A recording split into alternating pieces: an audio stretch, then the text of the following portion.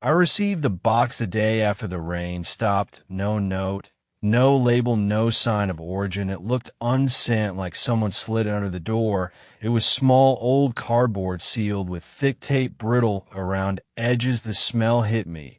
Before I opened it, a scent like fading garden flowers mixed with something darker, musk damp earth under petals. Inside the box was a perfume vial, upright in cotton wool, yellowed and brittle glove tissue. I had never seen scent like it, pale amber fluid with no label stopper. Missing, sealed with wax, stamped small flower motif. I sniffed air again. The perfume lingered inside box, though. I left it closed overnight. I placed the box on shelf across room. But I smelled it hours later. Perfume stronger, sift through air as though glass invisible threads reached from box into nostrils, slow, maddening. I slept uneasy dreams of petals fallen in water and voices humming. Next morning, I found oil droplets on top of boxes, though. Someone dripped perfume through lid, even though lid. Sealed tape, intact, sticky sheen glimmer under sunlight. I touched surface, faint residue. On finger, not mine, musky, floral, faint salt smell. I tried to throw the box away, but when I went into the kitchen, it sat again in my room. The scent stronger, faint heat beneath cardboard. I bagged it in plastic trash bag, left outside trash can, but next morning bag collapsed box by door, breathing. Scent even inside plastic. I burned the bag, left box sealed inside metal bin with lid tight. But next morning bin lid ajar, box inside. And scent escaping as vapor visible in morning light like mist curling upward. I set camera to record box from distance, overnight laptop wired. Spoons, glass, threshold to sense movement, but video shows empty frame, no. Movement static, only pixel grain, then timestamp flicker 1901 date, then one frame dark blur at 3:45, and then clear again, no sound. I slept light under blanket next to monitor, noise hummed, and then smell wafted through blanket into mouth, throat, sweet acid linger. I woke gasping and found box beside pillow, open lid angled, as though someone tipped it to let scent escape, not tore, but carefully shifted. I looked for fingerprints. None visible, but I noted subtle warmth on one side, handle, faint skin heat. Imprint not my own. I wore gloves afterward. I researched similar packaging online. I found vintage parfumier shops use same flower stamp, but that brand long defunct bottles, rare antique, collector item, some said. Contained rare oils, mixed animal compounds, expensive, bizarre fragrance, rumored to evoke memory of dead loved ones when worn. I never scented it on skin, yet smell permeated bubbles and water pipes flickered on ventilation, drifted through house, as those scented souls walked within walls. Neighbors complained. A landlord one knocked door, asked if I burnt incense. Landlord said, new tenant issues, no reply. I didn't invite them inside because of smell. I feared they might identify scent or bottle, and someone might look for me. I began noticing smell unrelated to box around house, living room, closet, under bed, faint perfume under sink, mirror area, musty fabric, scented underlying tarnish like something saturating surfaces, invisible residue, vast, slow bleed sleep, left me dreams of someone applying perfume to neck, fingers, brushing cotton, wool vial in mirror, crack frame, smell pressing flesh, neck, collarbone, veins, increasing heart. Pulse, I woke hand to skin sticky. I found dark smudge ring around throat. Area in mirror reflection. I journal timestamps, log smell intensity scale, 110 hair wet at 3:45, sour petal at 4:12, stale rose hush at 3:13, reverse pattern repeat, wearing down sleep pattern mind flicker eye. Try disabling sense by breathing through mouth, but smell infiltrated through sinus. I felt invaded. I reached out to antique shop owner who sold similar bottle. I sent photo, but she denied selling to me, said no record of box cereal lost decades ago. She sounded frightened and ended call abruptly at night. I found dried petals on box lid. There were none before I pressed them. They crumbled dust fine, dead petals, brown pale edges. I smelled them faint. Floral echo worse than perfume, as though they were. Soaked in it inside, petals themselves, I realized the box is never empty. It breathes with perfume, it remembers. I feel the air hum inside vestibule of house, as though scent hides inside walls waiting for door, open breath, free release. Then claim territory inside nervous system, every inhalation tonight. I lie awake recording room air and heart sensor overlay, hoping to capture something raw, but device shuts off at 3:13 a.m. Glitch date stamped 1901 reappears. Smell intensifies until sense burns pain inside. Sinus and I see box outline blur reflection on window, sending fragrance in a glass pane gloss layer. I don't trust scent. I don't trust vision. I don't trust sleep. I only know that the box arrived empty, and now it is. Full of perfume and memory and entrapment, the box did not move again, not on camera, not in plain sight. Yet every time I entered the room, the smell had shifted deeper, more pungent, the sweetness ripened in the air, then soured, turned faintly metallic like old blood soaked in petals, and left to rot. I stopped eating. I couldn't stomach anything. All food tasted of perfume, like it had passed through the air, been touched by the scent, absorbed molecules. From it, I drank only water sealed, bottled, even then. Sometimes it carried a faint trace of the musk. I began sealing doors with towels, taped the vents, covered the windows. Still the scent leaked in through cracks in the floorboard, inside my clothes, on my skin. It clung, it lived there. I showered, but it returned within minutes like it had marked me. I tried to store the box in the basement, behind bricks under weight, inside locked toolbox, padlocked with chains buried under rags, soaked in bleach. The smell didn't fade. If anything, it concentrated as though.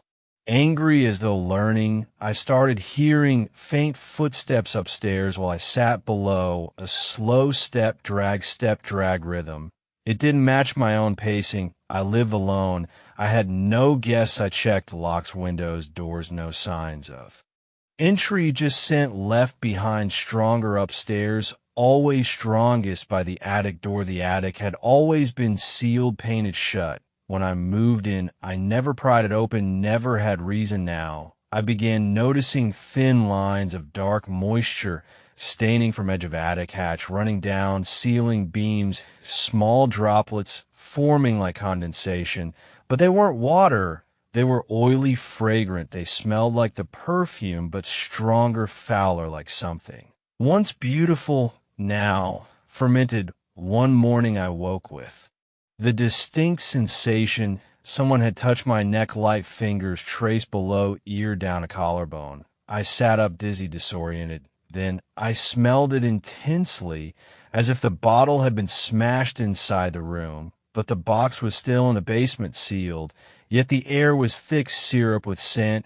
I found a bruise there, faint, round, like a fingertip pressing lightly, not violent, not painful, but visible enough to be undeniable. The box was no longer a container. It was a source, a leak, a beginning of something else, something old.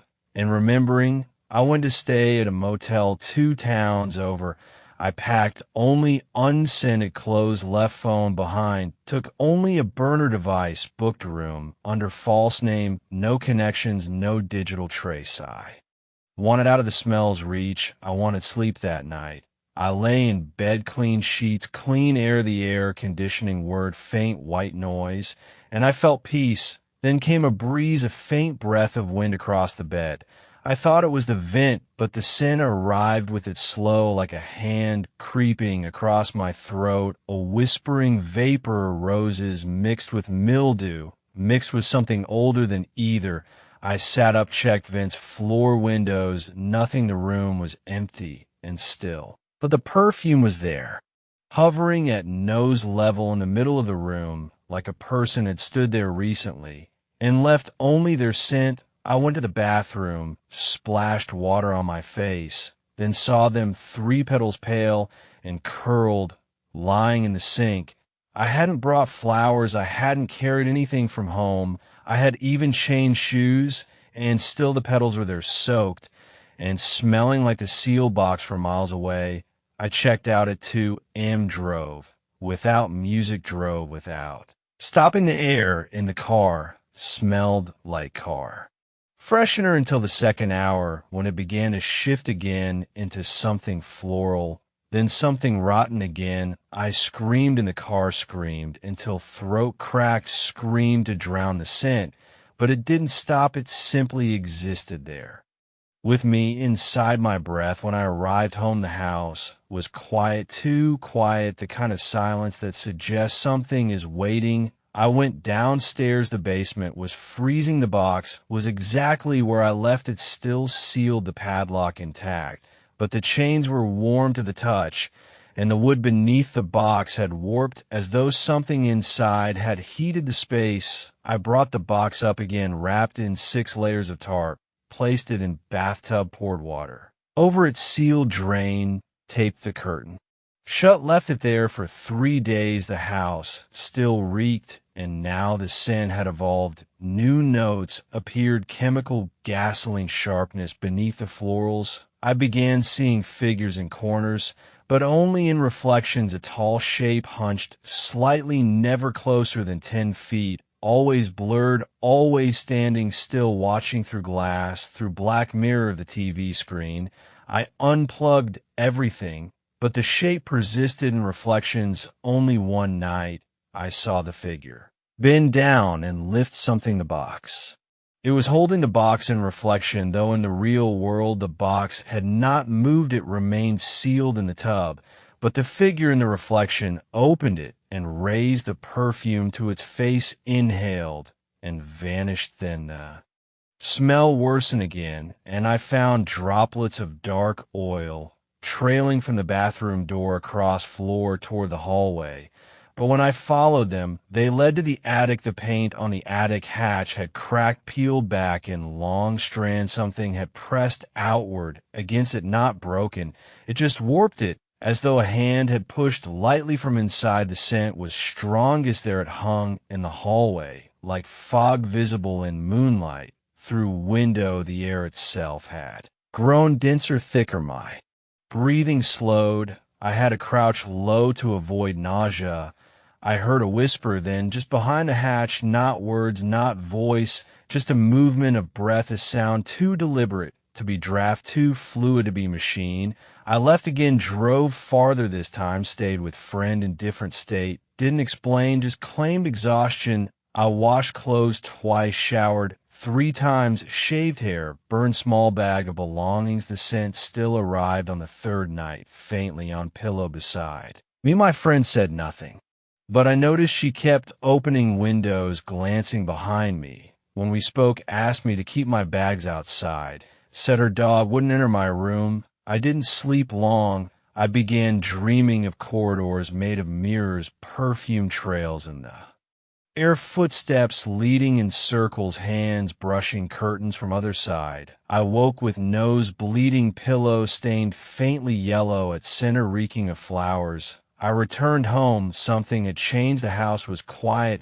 as usual, but the air had changed entirely. It no longer smelled of perfume. It smelled like decay, like old things pretending to be beautiful. I found the box in the attic. I had not put it there, but it sat beneath the open hatch, resting on dustless floor, surrounded by dried flower. Petals in a perfect circle. The box now had cracks along its corners, not from heat or age, but from pressure, as if something inside had grown and was pressing outward. The wax on the bottle had melted, reformed into new pattern, same flower, now broken with lines running through its center. I took photo of it, uploaded it to anonymous board, asked about origin. Within hours, replies, deleted, no explanation, just single email sent to. Burner account, one sentence, you opened something meant to stay buried. The scent had changed. It no longer reminded me of flowers. Not exactly. It smelled like the memory of flowers, something that once bloomed and died and left a shadow behind, a scent so heavy it seemed to drip from the walls, not air, but oil, invisible and damp. I stopped bringing people to the house weeks ago, but now people stopped coming near at all. Mail stopped arriving. The postbox remained untouched. Groceries ordered online were marked delivered, but never appeared. I checked the cameras. They cut to static during delivery windows. A neighbor once stopped me in the driveway, leaned in slightly, said nothing at first, just stared, then whispered with dry lips, "Something in your attic watches at night," and walked off. Never saw them again. Not even lights in their house, since the attic door opened on its own now, sometimes during the day, sometimes at night. I never heard it move, only found it ajar, creaking slightly. The draft was gone, replaced by warmth, as if something behind it breathed.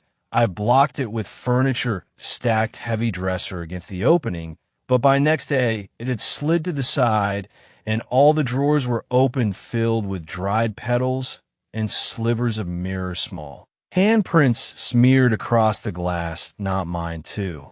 Small, too thin. The box no longer remained in one place. Some nights I would find it in the bathroom on the sink, lid open, wax seal still strangely intact, scent curling around it like steam. Without heat, some nights it sat at foot of my bed, though I always kept doors locked, barred, even windows. Some nights it wasn't anywhere at all, but the smell always remained, as if it had imprinted on the house or on me. I woke once to find my bed sheets soaked with a thin, clear substance, faintly oily, the scent strong enough to make me gag. I pulled the sheets away and found writing on a mattress beneath, old script, unfamiliar letters arranged in swirling shapes like petals and roots and veins.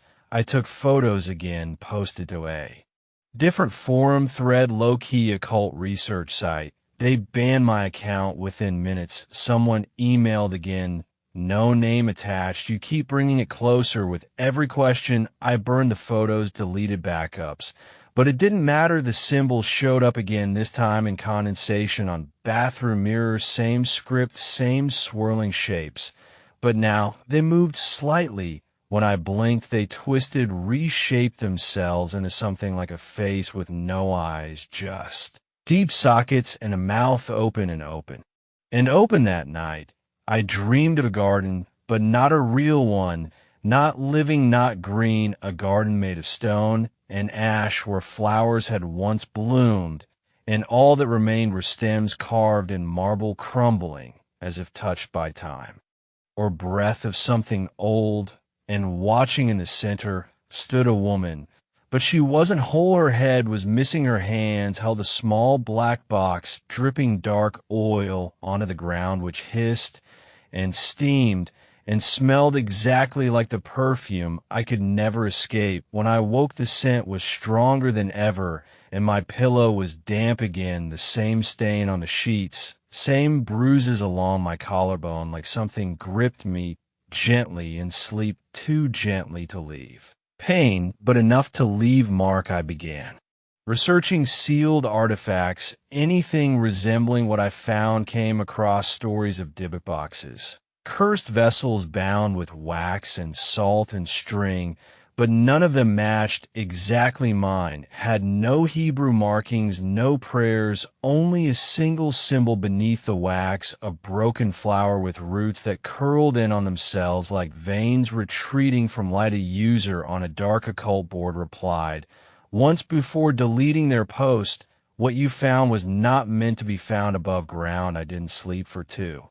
Nights after that, when I did, it was short and feverish dreams of petals falling endlessly into water that never rippled, faces behind trees that turned when I blinked, eyes black and deep and filled with reflections of things I hadn't done yet. I began seeing people outside the windows at night. Not neighbors, not intruders, just silhouettes, still and silent, always with their backs turned, but they wore floral dresses or old-fashioned suits, and the smell came with them, as though carried on their skin. Once I tried to call someone my sister. We hadn't spoken in months, not since the box, but I needed a voice to tether the call connected, but no one spoke, just a low sound like air being sucked slowly through a crack, and then the smell hit me again from the phone speaker, thick and pungent and deeply wrong, like something alive forced in a liquid form. I threw the phone across the room, but the scent remained. I stayed awake that night and watched as the lights of my house dimmed one by one, not turn off, but dimmed, as if the electricity itself was draining, as if the box was feeding. I moved the box to the woods, burned it, tried to at least soak it in lighter fluid and flame, but the fire wouldn't catch. The box refused to burn. Even the liquid wouldn't light.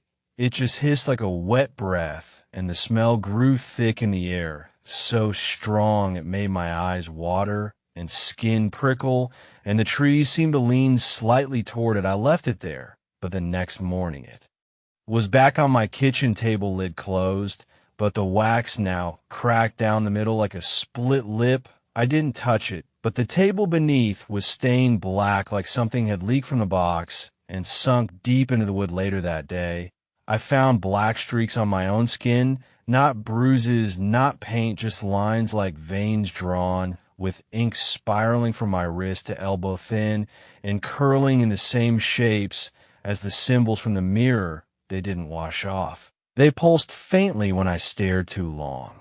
Like something beneath was alive. I screamed for the first time in weeks, and the house echoed it back, wrong delayed, as if the sound had taken a path through something else before returning. The echo smelled like perfume. I locked the attic again, but it no longer mattered. The scent came from all sides now, through the vents, the floors, the mirrors. The figure in the reflection had changed too.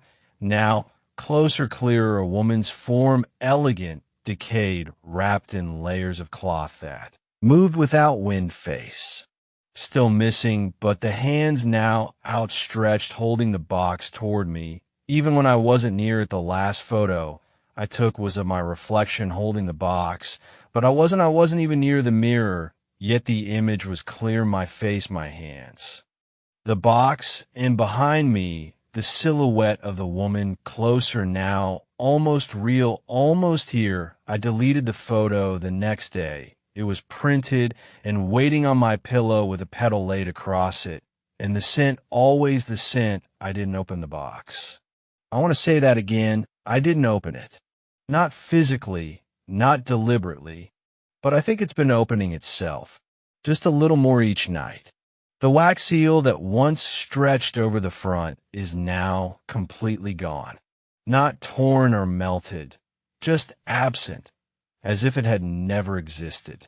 The edges of the lid sit slightly ajar now.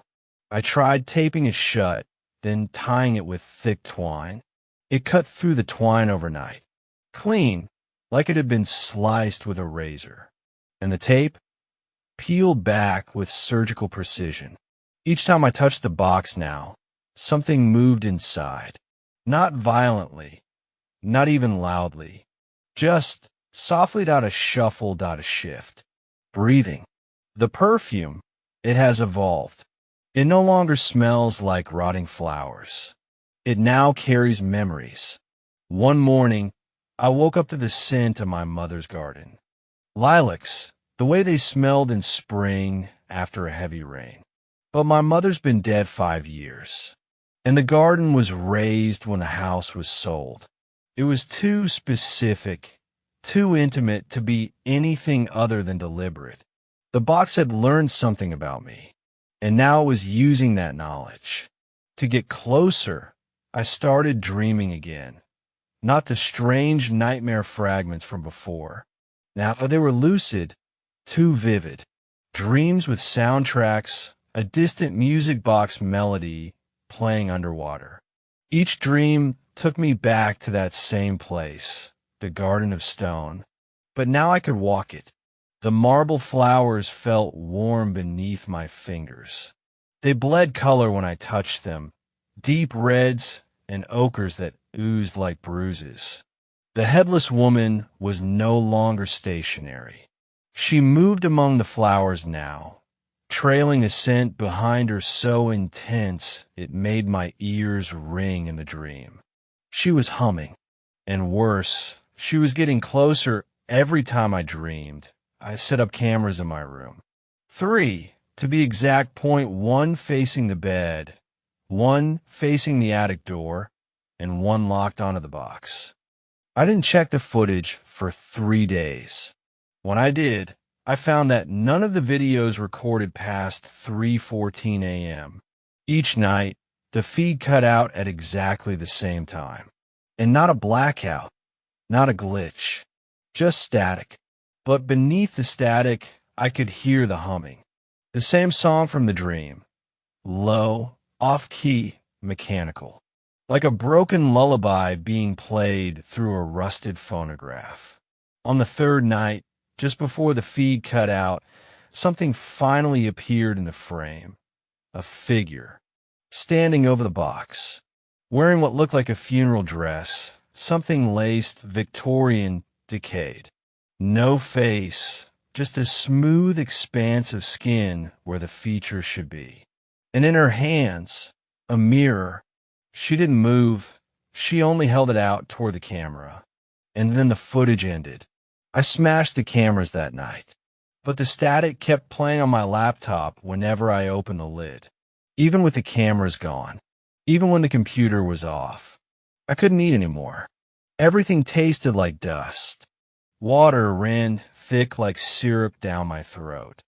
The smell of the perfume never left the air, so strong now it coated my lungs. Sometimes I'd cough, and something would come up that wasn't phlegm. It looked like crushed petals. Dark red dry. I filmed it, sent it to a friend who was a nurse. He never replied. The footage disappeared from my phone within minutes anyway. The box began to change. Hairline fractures appeared along the sides, fine as spiderwebs. Inside, I could hear things brushing against the wood. Whispers, maybe dot or just friction. Either way, it was not empty. Not anymore. I made one final attempt to seal it away. I buried it in the crawl space beneath the house, wrapped in thick plastic, then bound with chicken wire and duct tape. It took me 3 hours, and I cut my hands doing it. When I crawled back out, I locked every door and went to sleep on the couch. But when I woke up the next morning, it was on my chest. The plastic was gone. The wire too. Just the box sitting squarely on me like it had always been there. The top was open half an inch. A faint trail of oil ran from the edge onto my shirt, soaking it. The smell was unbearable. I threw it across the room and screamed. Not out of fear, out of exhaustion. This thing wasn't just haunting me, it was wearing me down. Like a slow, patient parasite, I tried to leave. Got in my car and drove for hours with no destination in mind. Just away.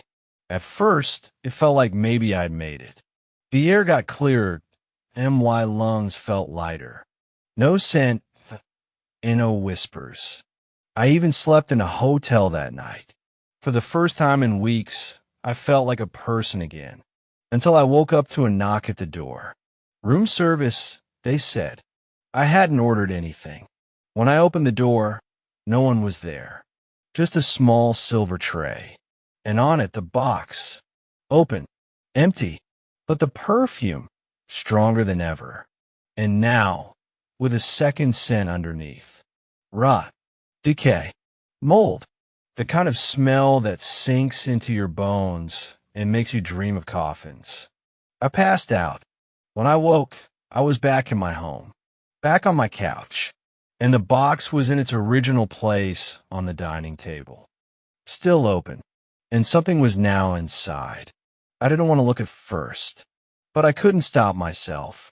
Inside the box lay a mirror shard, oval, antique, blackened around the edges, like it had been burnt. But in the reflection, I didn't see myself. I saw her, the headless woman, closer than ever. Now her hands were reaching through the mirror, and I felt them on my chest, even though they weren't real. I dropped the shard. It didn't fall. It sank into the box like it was being pulled down into a depth far deeper than its dimensions should allow. And the box closed itself, just like that. The wax seal was somehow restored, clean and unbroken, like it had never been opened. But the perfume? It lingered, worse than ever. And the dreams continued, but now they came during the day too. One afternoon, while washing my hands, I looked up at the mirror and saw a hallway behind me. But there's no hallway behind my bathroom, just a wall. The hallway was lined with flowers, dead ones, wilted, blackened at the edges. And down the corridor, at the far end, the woman waited, still faceless, still silent. But now her arms were raised, not in threat, in invitation. She was welcoming me in. I started locking all the mirrors in the house behind cloth, every reflective surface covered. But it didn't matter. Now I saw her in puddles, in the surface of my tea, in the black of my phone screen when it turned off. She was everywhere, and the perfume was inside me now. I could taste it in my saliva, feel it behind my eyes, hear it in the ringing that never left my ears. The box hasn't moved in 3 days. But I don't believe it's done. I think it's waiting. For what, I don't know. But I know this. Something lives inside it now. Something that was once a woman.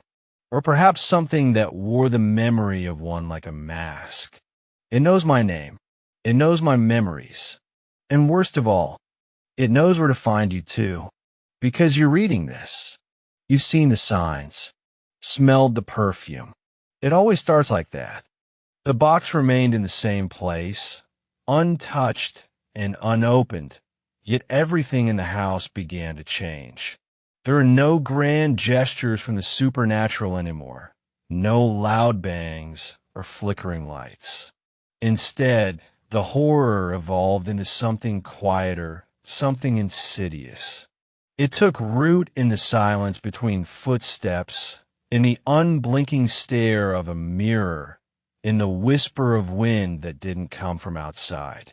It was the third night after burying the box in the crawl space beneath the kitchen floor that I heard the first scratching. At first, it was soft, like the distant rustle of mice. I sat on a living room couch, trying to ignore it, but my ears kept catching the sound, steady, almost methodical, like fingers dragging across wooden beams. I muted the television. The sound was still there. Scratch, scratch, pause, scratch. I moved to the kitchen and stood above the trapdoor where I'd buried the box, holding my breath. The sound was clearer now, not beneath the floor, but inside it, something not trying to escape but burrowing deeper. I didn't open the hatch, not yet. The next morning, I found something that made my stomach lurch. On the floor near the trapdoor, 3 long strands of black hair were coiled like worms. Not mine. They were too dark, too coarse. I picked one up and instantly dropped it. The smell, it reeked of that same sweet, cloying perfume, stronger than ever. I burned the strands in the sink, watching them curl and hiss in the flame, releasing that sickening aroma that refused to die. Over the following days, my world shrank. I stopped at work, convinced I was being followed. I'd hear footsteps behind me in my hallway, only to find it empty. Every mirror showed something just a half second delayed. My reflection was always just a beat too slow. Then came the dreams again, but this time I wasn't alone in them. I'd dream of lying in bed, unable to move, the ceiling above me slowly opening up like a mouth. A figure would crawl down, limbs long and wrong, hair matted with dirt. She would lower herself with perfect silence until she hovered inches from my face, her eyes dark, weeping perfume. And then I'd wake up with the taste of earth in my mouth and the scent on my sheets. By the fifth night, I hadn't slept in nearly 36 hours. My phone was full of audio recordings I'd set up, desperate to prove to myself that this wasn't just madness. One recording made my blood freeze. At 3:27 a.m., the mic near the trapdoor caught it, first the scratching again, but louder now. Then a sound like a box being shifted. Then, "Why did you leave me?" A woman's voice, clear, right next to the microphone. I called a medium, thought I didn't believe in that sort of thing before, but I was beyond reason now. I needed someone, anyone, to see what I saw, or at least feel it. Her name was Margaret, a soft-spoken woman in her 60s. She arrived with nothing but a small pouch of herbs and a calm demeanor that made me feel like a lunatic. Until she entered the kitchen.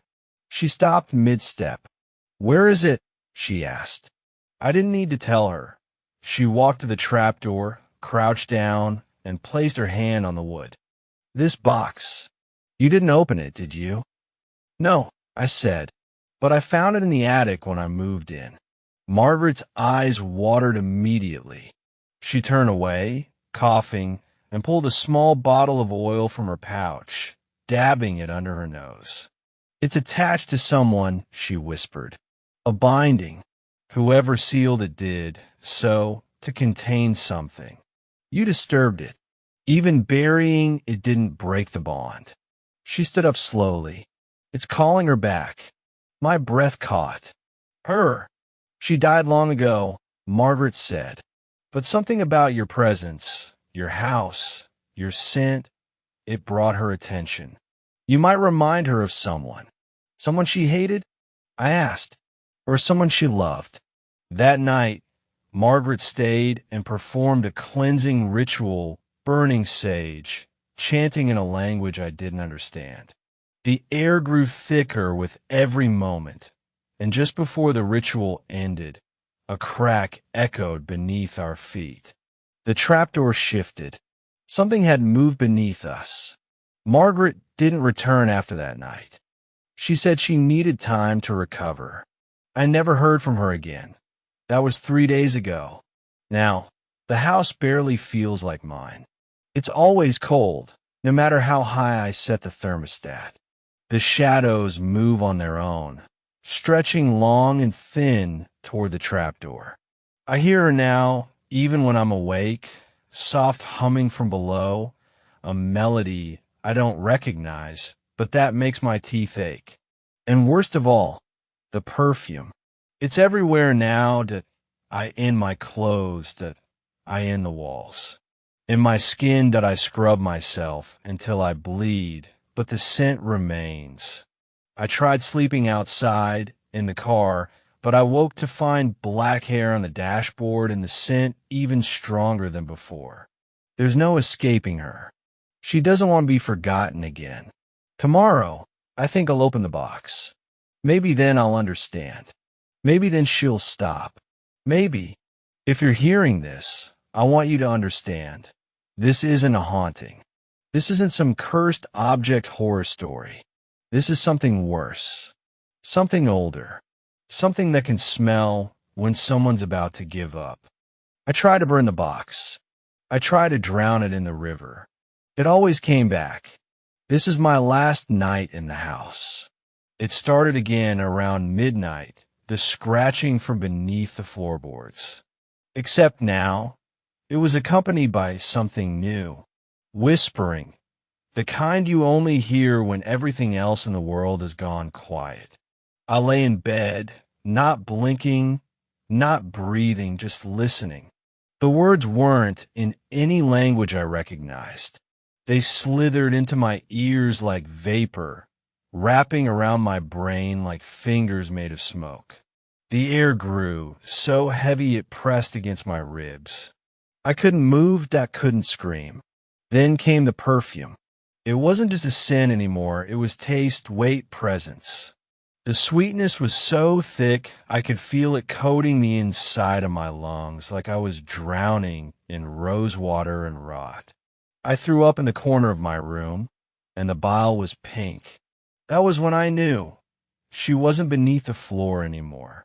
She was in the house. I had locked every door, every window.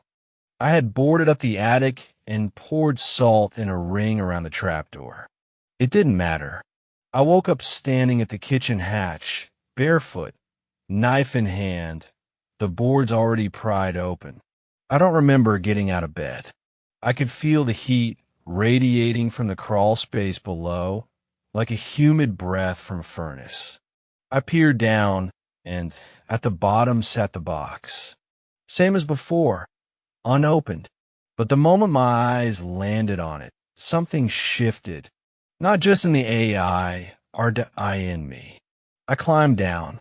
There were no lights in the crawl space, only the soft flicker of a candle I don't remember lighting. The shadows cast on the walls weren't mine. They twitched and twisted, sometimes stretching too far, sometimes not moving at all. I knelt by the box. It looked older, wetter, AS if it had soaked in the years like a sponge. The silver clasp was tarnished, but pulsing like a heartbeat.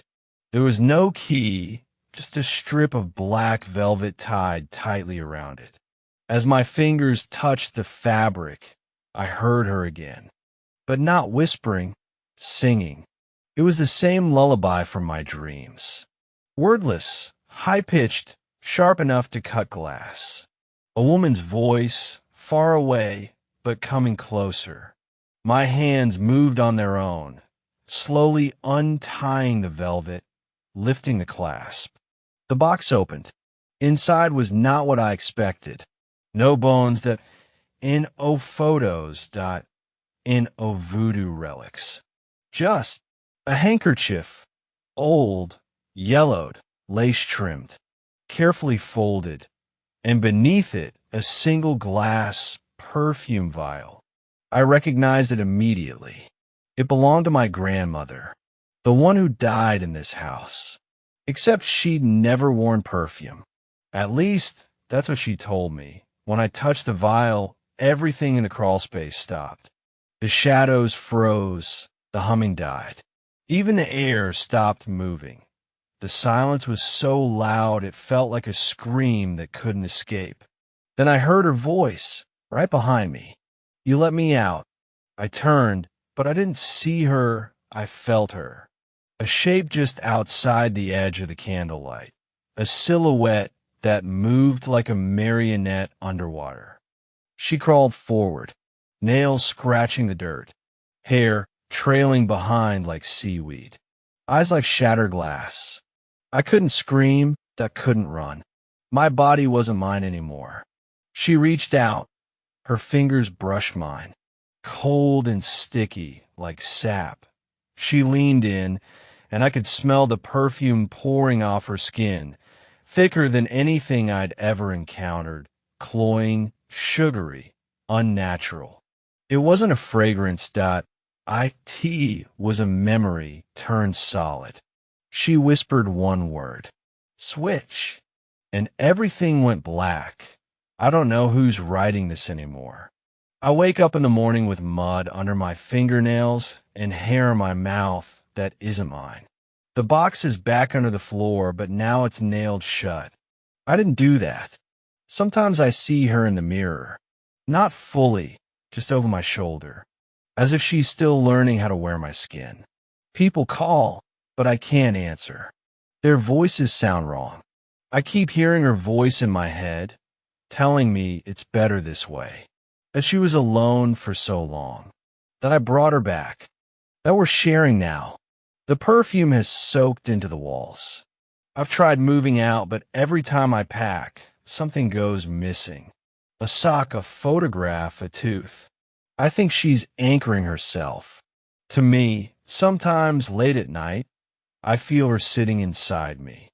Her thoughts, her sadness, her rage. She was betrayed, that much I know, by someone she loved, sealed away like garbage. Forgotten.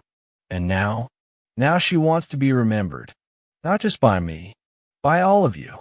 If you smell it, that perfume, that sweet, sick scent that doesn't belong, don't follow it. Don't look for the box. Don't open anything you didn't seal yourself. And for the love of God, don't listen when she sings. She's still here, and she's looking for her next home.